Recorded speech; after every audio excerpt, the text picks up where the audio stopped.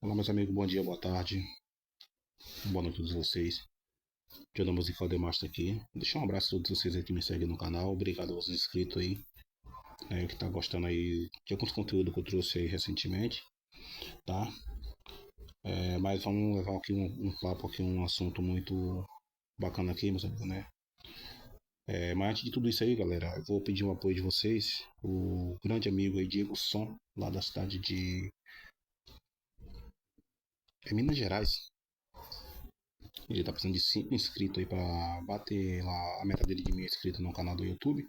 Tá em contagem regressiva. Então quer poder se inscrever lá no canal do brother lá, né? Desse apoio aí, tá? Deixar um grande abraço ao Diego Som, esse baita profissional no ramo do som, né? Que ao longo da sua carreira aí no canal do YouTube vem trazendo conhecimentos e demonstrou, né, coerência ali no seu trabalho aí no canal do YouTube, né? Meus amigos, o assunto aqui hoje que me perguntaram é referente ao alto-falante estar excursionando, ou melhor, batendo para dentro.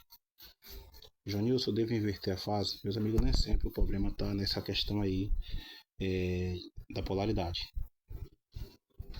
Nem sempre. Às vezes o fato que está acontecendo é o que? Talvez, como a gente sabe, o conjunto magnético do falante, ele é zona norte e zona sul. Então existe dois ferrites, né? Onde tem a composição ali no ímã, né? Do alto-falante. Então ele ali é, é como se fosse a soma do positivo e negativo, correto? Então, de forma, mesmo se você invertesse o positivo para negativo, o negativo para positivo, ele vai ter que bater para trás e para frente do mesmo jeito, certo? Lógico que a tendência dele é excursionar para frente. Mas o que vem trazendo esse assunto aí, eu pesquisei, não tô vendo muito assunto sobre isso e vou explicar para vocês um pouco. Eu já passei por esse problema e qual era o problema que eu estava enfrentando sobre isso? A litragem da caixa de som. Eu tinha feito uma caixa de som para mim, galera. Eu lembro que eu fiz, foi com aquele compensado Paricá, se eu não me engano, né? Um compensado mais, aquele que a gente utiliza muito mais em obra, né? O compensado naval não, que ele vem com aquela películazinha, né? Só vem pintado de preto. E o alto-falante funcionava, batia muito para dentro, né? Então ali, na época, quando eu fui pesquisar, tinha vazão de ar, né? Muita vazão de ar na caixa de som. E também tinha, como é que eu vou dizer? Deixa eu fechar a janela aqui, galera, que tá me atrapalhando gravar aqui, tem muito pássaro voando aqui.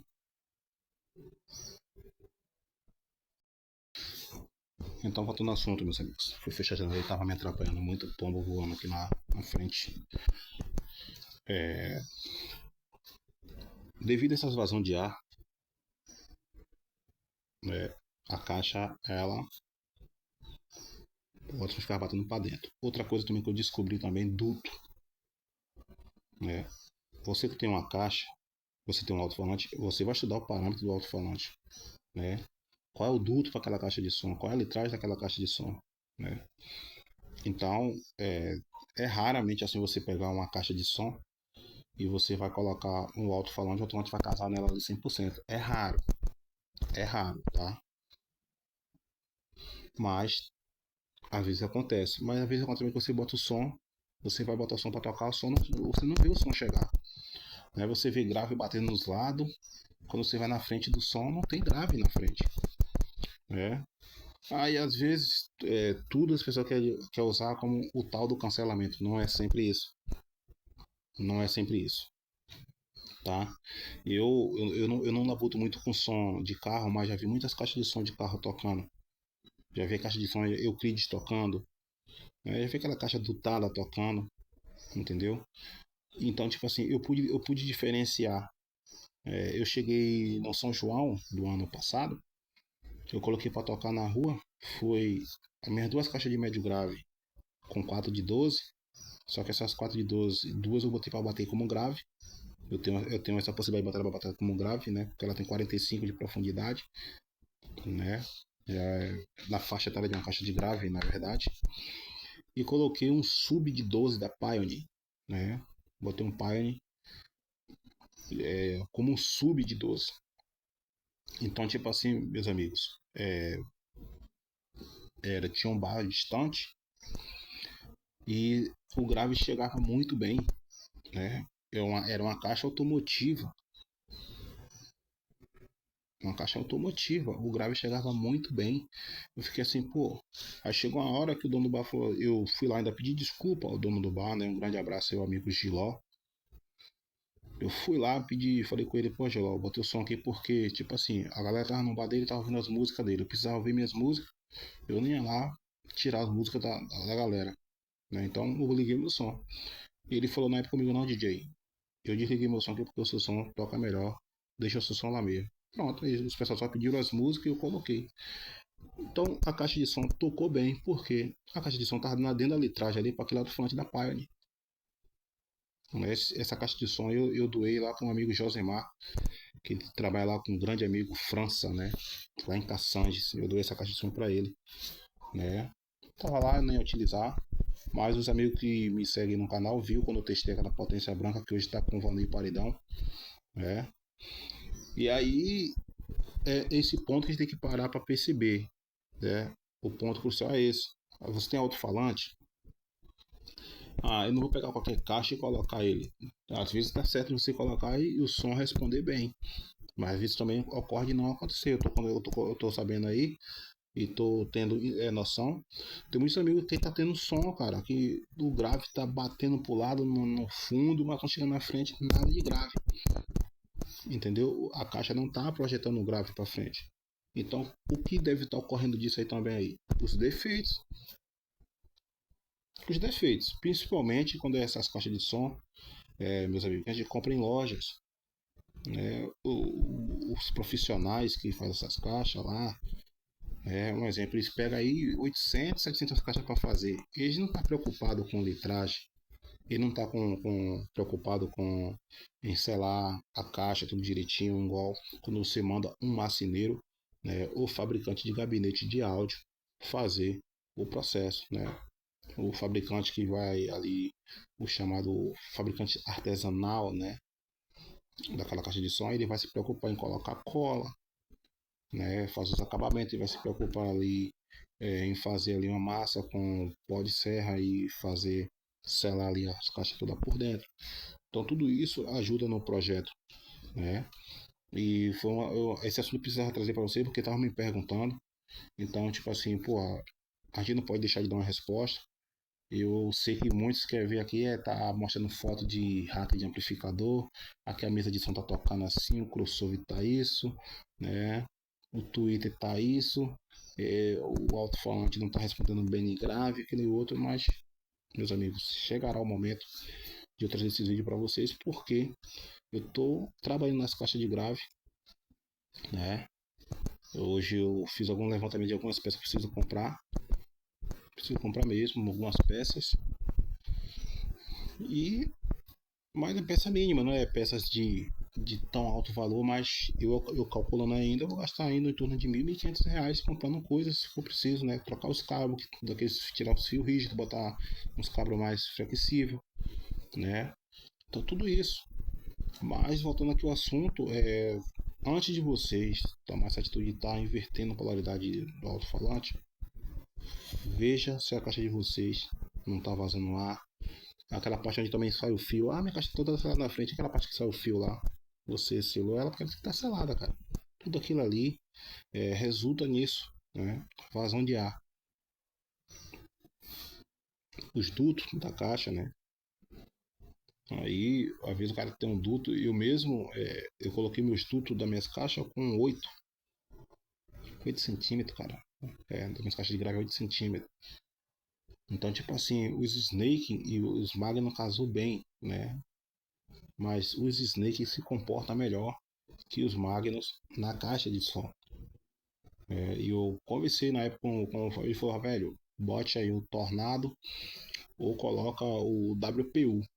Mas aí, meus amigos, o Tornado, eu vou ser aqui sincero na minha opinião, É um alto-falante muito bom e responde bem, só que ele foi um alto-falante, é um subwoofer para tocar dentro de som automotivo, né? Então, tipo assim, não é tão recomendável assim você pegar ele para você fazer um som profissional, né? Por isso que eu falo muito bem aqui da fabricante que para mim é uma das empresas que está redomada no termo de entregar alto-falante para UPA profissional é a Versailles, cara. A Versailles, porque a maioria das fabricantes hoje está pensando mais no mundo automotivo, não no mundo mais do PA profissional, né? Então, como vocês estão vendo aí, já tem muitos enfrentando dificuldades aí comprando alto-falantes, né? Apesar de não ter essa potência adequada para estar tocando os falantes, tá tendo esse problema, porque ele vai ligar em série paralelo, em série ainda pode ter tocar em paralelo, não vai. Então, é uma das coisas que a gente tem que estar prestando muita atenção sobre isso, beleza? Então, na parte de caixa de som é isso aí. Isso acontece, pode ser ou a caixa está grande demais para o seu alto-falante, né? Você fica com um tamanho exagerado, profundidade exagerada. Os dutos também devem estar exagerados também que você colocou, certo? Ou vazão de ar. A outra pergunta que me fizeram, quantos médios utilizar para alto-falante de 15? Galera, média de 8, dois alto-falantes de 8 polegadas de 450, 500 watts para cada um alto-falante de 15, né? Depende, agora também assim, não vai botar uma ronda de 250 watts e querer botar dois médios, né? Então, para fazer alto-falante de 600 para cima é dois falantes de 8 polegadas, certo? E 18 Janilson, aí vai para 10 ou 12 polegadas, galera. 10 ou 12 polegadas, é, mas essa é a configuração. Os Twitter, galera, como eu falei, eu cheguei a ter fazer um vídeo, mas acabei escurrindo. Twitter é uma coisa que é muito complicada porque hoje tem muito Twitter no mercado, tem a Pieson, tem a Stude, tem a Fiamon, tem a TW que lançou aí, né? Tem a Unilike, Premium, tem a Stude, né? Tem a Stude também, Champion. Então, tipo assim, hoje tem uma diversidade de Twitter no mercado, com Oreo também, né? Tem a Oreo. Então, tipo assim, tem uma oferta de Twitter de R$ 29 até R$ 46. Tem a Triton que lançou aí também, já um Twitter já também com padrão bom. Só que a Triton aí eu nem colocaria nessa lista, né? Não colocaria a Triton nessa lista.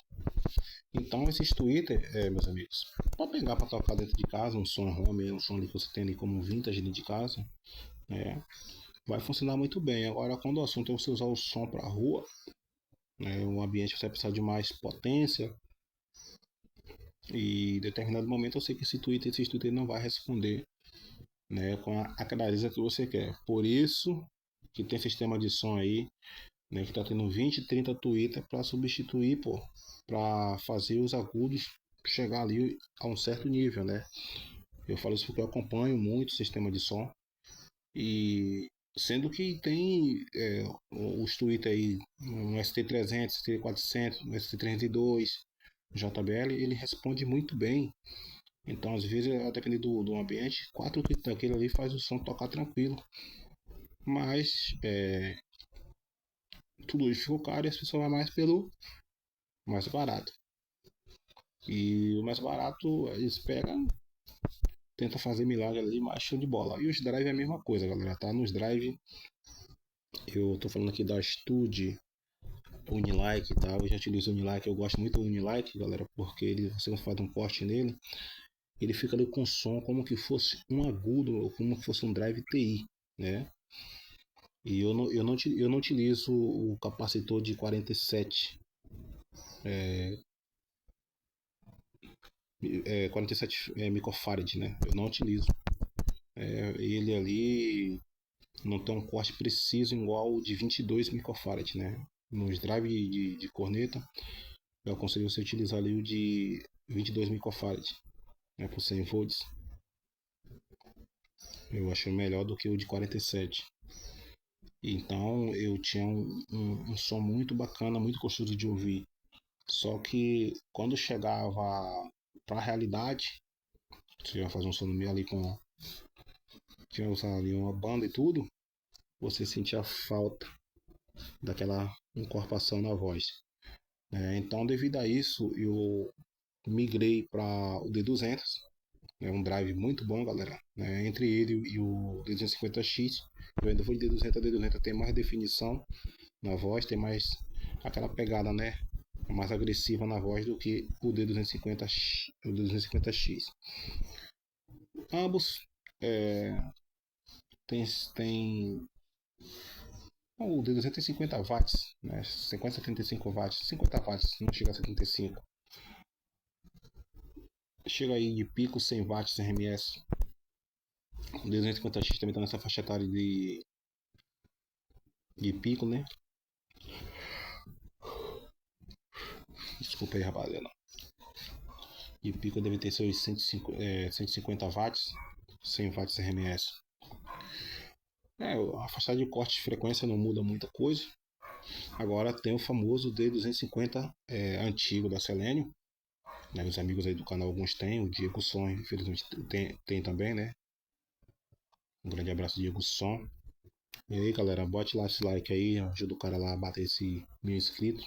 5 pessoas só o cara precisa, né? O cara é humilde, gente boa. Os amigos aí, sem poder lá, dar um clique lá no canal do cara lá, eu agradeço. E esse drive D250 antigo, o único problema dele é que a gente não pode exagerar no corte de frequência, tá, galera? O máximo que ele chega no corte de frequência é 500 Hz. 500. Janilson, mas eu tenho ele, eu já subi o corte, ele tocou muito bem, não sei o que, bará, birere, birere. Meus amigos, então, meus parabéns para vocês, porque quem tem esse drive, ele sabe quando você passa do corte, sobe do corte um pouco acima disso aí, ele começa a tocar com aquela voz já distorcendo, né? Uma voz saturada, tá? E a voz dele já começa a sair saturada. Então é algo que eu não aconselho muito, vocês estão cortando ali em cima de 550, 600, 700, não. Né? Eu acho que até 600 ainda ele vai bem. É igual você pegar, meus amigos, uma música, né? A gente que vai trabalhar na noite ali, e a maioria das músicas às vezes é lenta, né? Então você quer dar um. Você quer fazer ali, botar um pouquinho mais de velocidade na música. Né? E, dependendo da que você colocar, a música fica já saturada, uma voz distorcida. Então é isso que a gente tem que entender também cá no ramo dos produtos que a gente ele vai colocar no nosso som. Né? É isso aí que eu tenho a dizer para vocês, nada mais além disso. Referente à potência, eu não tenho nenhum argumento a fazer por agora, só vou fazer quando eu tiver com o meu case, perto do meu case, eu vou fazer um argumento sobre as potências, minha opinião sobre elas, as potências que se tornou clássica de mercado e as potências que realmente se emplacou como potência 100% profissional para um PA profissional. Né? E, no entanto, entre elas está a Auditec. Quem conhece a Auditec dispensa comentário. Quem tem uma X10, uma X8, uma X12, tem um baita de um tanque de guerra na mão. É fabricada por Valdir Auditec, né? Eu só estou em dúvida se Valdir fica em Serrinha ou se é em Coité, velho. Eu estou em dúvida. Valdir Auditec, né? Os trio equipa muito com essas potências, né? E uma das potências clássicas que ficou emplacada no mercado e muito conhecida, que teve seu papel e, para mim, bateu o recorde de emplacamento, foi a Tamiz One. Meus amigos, não é porque eu gosto não, mas emplacou para valer. E uma das potências também que a gente tem que tirar o chapéu, que emplacou, que a gente viu muito em trio tocando, Nashville. Nashville, mas se a gente for parar para analisar, a Nashville ela emplacou muito bem pelo qual motivo? Ela já veio já com um sistema de intercooler, né? Já veio mais trabalhada para atender ali o PA profissional, né? Então é isso aí. Todas as potências aí, quem tem Watson, tem a Detro, que isso aí chegou aí, tem a New Vox, tem um bocado de potência aí, galera, que são boas para a categoria de vocês, na forma como vocês vão trabalhar. Mas estou deixando aqui um pouco a minha expressão, mas o assunto principal aqui era realmente era sobre os falantes aí, tá? Batendo para dentro, né? E vai bater, aí tem que inverter a fase, tem que mudar a fase. E nem sempre é isso, tá? É um ponto crucial que eu deixei para vocês aí. Aquele abraço aí, João Nilson, diretamente de Salvador, Bahia. Deixa aquele abraço a todos vocês. E vamos nessa, vamos comentar aí o que é que vocês acham, na opinião, do que eu falei aqui para vocês, certo? Qual o conhecimento que vocês têm a passar referente a isso? Deixa aqui o assunto para vocês. Deixa um grande abraço a DJ Sandro, diretamente de Porto Alegre. Deixa um grande abraço aí o Arla Mendes, o Diego Som, Valnei Paredão, Davis Lopes. Deixa um grande abraço a esse brother aí. Dependendo das situações chatas que tá acontecendo, é um cara que eu tenho um grande respeito, uma admiração pelo trabalho dele pra caramba. DJ Nicolau, um grande abraço aí. DJ Nicolau. Johnny Novaes, André Luiz São Paulo, aquele abraço. O Rogério, né? Um grande abraço também. Robson, um grande abraço. Rafael Borges, Rio de Janeiro, aquele abraço. Antônio Roberto, né? O Silva Obra, um grande abraço. O grande amigo Aranha. Braulio, Cleiton, tem o. Carlos Oliveira, né? Carlos Oliveira. Um grande abraço, Carlos. Um grande abraço, DJ Alex, Arthur, MS Elétrica, VR, né? O meu mano amigo Wagner. Esse cara sim comprou potência com o Renato RMS. Esse cara aí pegou um baita de um amplificador com o Renato RMS. Parabéns, meu brother. Só tira aquele Magnum lá e bota logo outro falante igual. Que o bichinho tá sofrendo. Tá sofrendo aquele Magnum. É. De quem que eu tô esquecendo aqui, meus amigos? André Luiz já falei. Braulio, Cleiton, Arra Mendes, Ivaldo Saraiva. Aquele abraço. Teresito. É.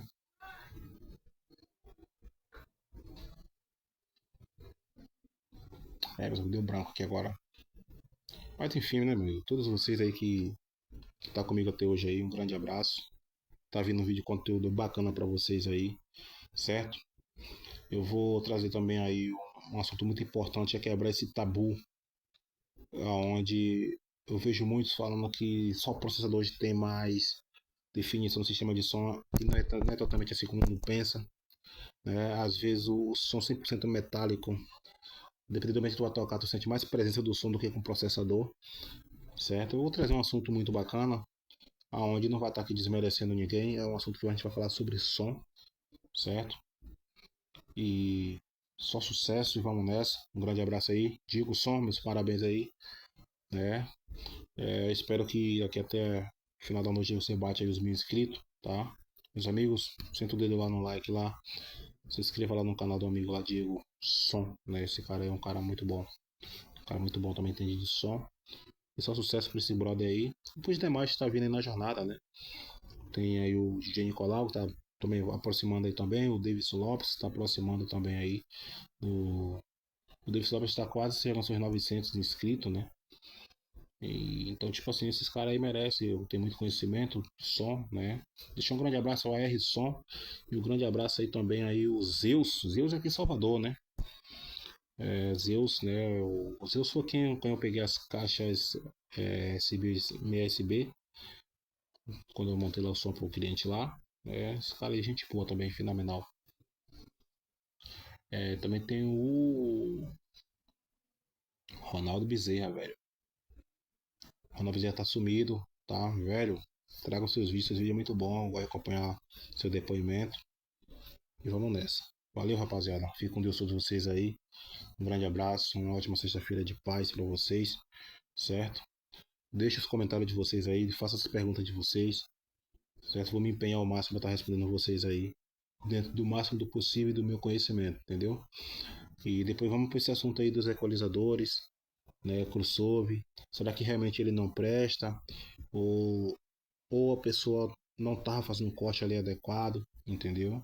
Porque eu tenho um vídeo lá fazendo a equalização do meu sistema, né? O meu crossover mesmo, ele é um crossover que você tem que saber utilizar aquela chave X-Over dele, né? Não é você apertar tudo e botar para tocar. O X-Over 1 um determinado de frequência ter tal frequência, x/2 é de uma frequência ter outra, 3, né?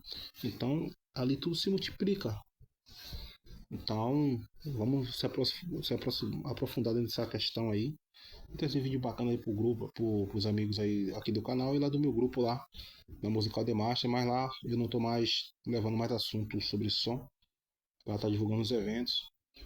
Mas tamo junto aí, meus amigos. Fique com Deus todos vocês aí. Fui.